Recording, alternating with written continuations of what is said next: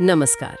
आज हम बात कर रहे हैं एक ऐसे नायक की जिनके जिक्र के बिना भारतीय स्वतंत्रता संग्राम की कहानी अधूरी है। सुभाष चंद्र बोस। हाँ। हमारे पास एक स्रोत है, सुभाष स्वतंत्रता का उद्घोष, और हम कोशिश करेंगे नेताजी के जीवन के कुछ अहम मोड़ों, उनके विचारों और आज़ादी की लड़ाई पर उनके गहरे असर को समझने की। बिल्कुल। तो शुरू करते हैं उनके जन्म से। 23 जनवरी 1897, कटक, उड़ीसा। कहते हैं बचपन से ही बहुत तेज दिमाग और थोड़े विद्रोही तेवर वाले थे। स्वामी विवेकानंद का उन पर बहुत असर पड़ा ये बात कि माँ भारत की सेवा ही सबसे बड़ा धर्म है। और स्कूल कॉलेज में भी ये दिखा, प्रेसिडेंसी कॉलेज वाला किस्सा। हाँ। जब एक ब्रिटिश प्रोफेसर के कथित अपमान के खिलाफ वो खड़े हुए तो उन्हें निकाल दिया गया। ऐसी। फिर परिवार ने इंग्लैंड भेजा और देखिए 1920 में भारतीय सिविल सेवा मतलब ICS, उस जमाने की सबसे बड़ी परीक्षा, उसमें चौथा रैंक हासिल किया। सोचिए। सत्ता, आराम, रुतबा, सब कुछ था उनके सामने। हाँ, और यही कहानी एक बहुत ही नाटकीय मोड़ लेती है। सब कुछ हासिल करके उन्होंने वो छोड़ दिया, ICS से इस्तीफा दे दिया।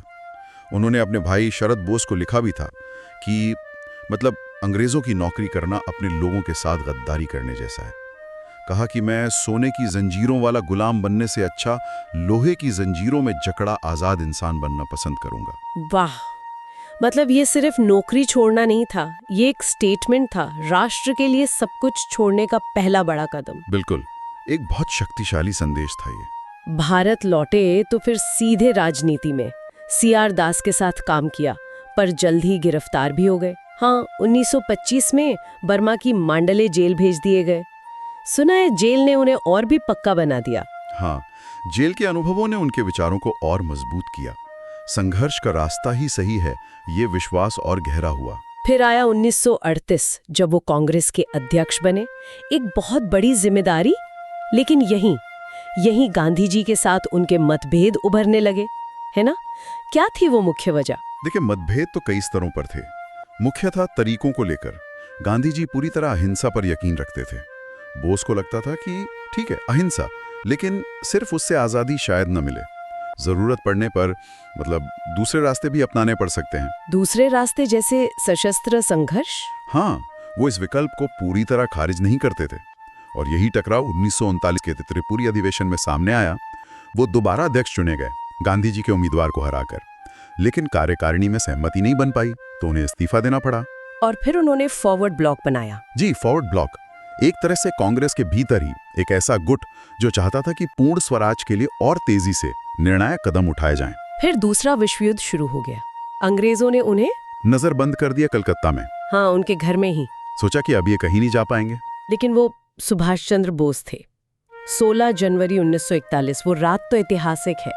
एक पठान का भेष धरकर घर से निकल गए और फिर वो यात्रा काबुल, मॉस्को होते हुए बर्लिन पहुंचे मार्च 1941 में।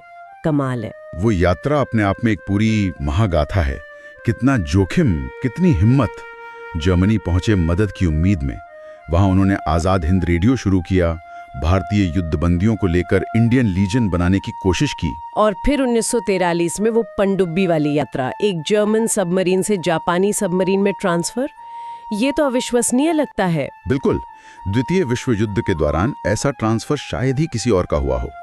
वो पहुंचे दक्षिण पूर्व एशिया और वहां जाकर संभाली आजाद हिंद फौज यानी INA की कमान। हाँ, INA पहले बनी थी, लेकिन बोस के नेतृत्व में उसमें नई जान आ गई। युद्धबंदी और प्रवासी भारतीय, करीब 40,000 सैनिक। और फिर 21 अक्टूबर 1943, सिंगापुर, अर्जी हुकूमत आजाद हिंद की स्थापना, भारत की अंतरिम सरकार। और वो नारा जो आज भी रोंगटे खड़े कर देता है, तुम मुझे खून दो, मैं तुम्हें आजादी दूंगा। हाँ, इस नारे ने पूरे दक्षिण पूर्व एशिया में बसे भारतीयों में जोश भर दिया। फिर INA ने जापानी सेना के साथ बर्मा के रास्ते भारत की तरफ बढ़ना शुरू किया। इम्फाल और कोहिमा की लड़ाइयां लड़ी और मोइरांग, मणिपुर में तिरंगा फहराया। भारतीय धरती पर पहली बार किसी राष्ट्रवादी सेना ने। क्या पल रहा होगा वो। यकीनन एक बहुत बड़ा प्रतीकात्मक क्षण था वो, उम्मीद की एक किरण। लेकिन फिर युद्ध का रुख बदल गया। जापान हारने लगा। हाँ, रसद की कमी, जापानी सेना का पीछे हटना, INA को भी बहुत नुकसान झेलकर पीछे हटना पड़ा। पर बोस ने हार नहीं मानी।